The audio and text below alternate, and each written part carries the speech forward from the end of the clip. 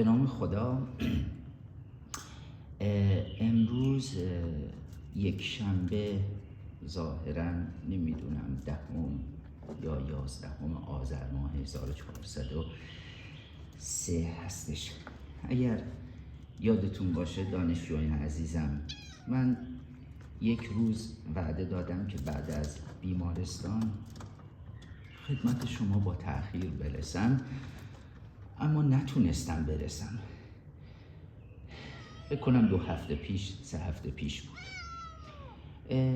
با خودم خیلی کلنجار رفتم که این فیلم رو براتون بگیرم یا نگیرم، ولی چون مسئله اخلاقی داشت گفتم براتون بگیرم. واقعیتش اون روز من بیمارستان رفتم. تو راه بیمارستان دیدم یک مادر گرده‌ای، بنده خدا زخمی شد. حالا بنده خدا که میگم بالاخره خلق الله هستش، 3 تا هم بچه داره. خب چه کار میتونستم بکنم؟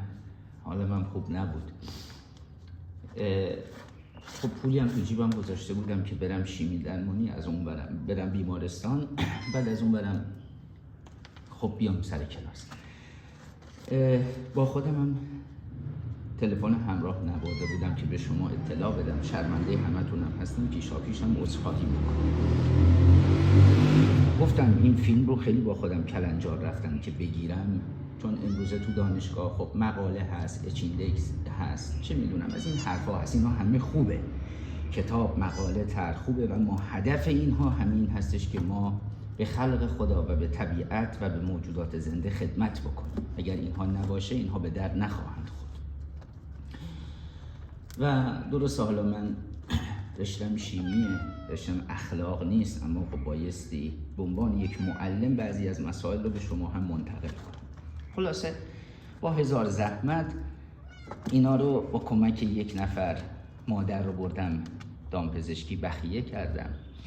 به خاطر اینکه بچه‌ها اذیت نکنن در یک قفس جداگانه گرفتم، بچه‌ها رو هم در یک قفس گذاشتم که البته موقعی با مادرشون میگذارن باشه، ولی بخیه ها رو آسیب نزنن به مادر. اینا رو کشون آوردم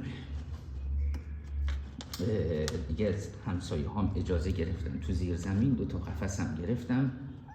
اون روز من نه بیمارستان رفتم برای درمانم، نه عرضم به حضور شما که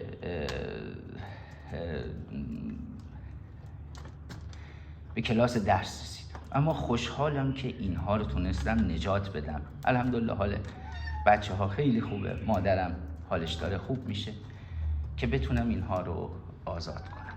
علی ای حال خواستم خدمتتون عرض بکنم که میگم با خودم خیلی کلنجار رفتم که این فیلم رو بگذارم. معمولا حالا یا مطالب علمی رو عمدتاً میگم، اما این رو شاید اهمیتش بیش از اون مطالب باشه.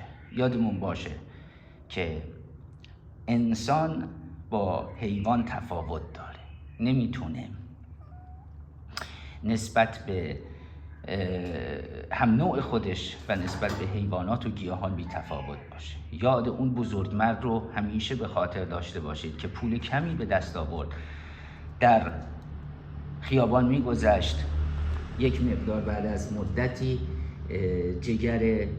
جگر خریده بود که ببره بخوره، ماده سگی رو دید و اون جگر رو به اون ماده سگ داد. یاد اون بزرگمرد رو گرامی بداریم و به سنت اون مرد عمل کنیم.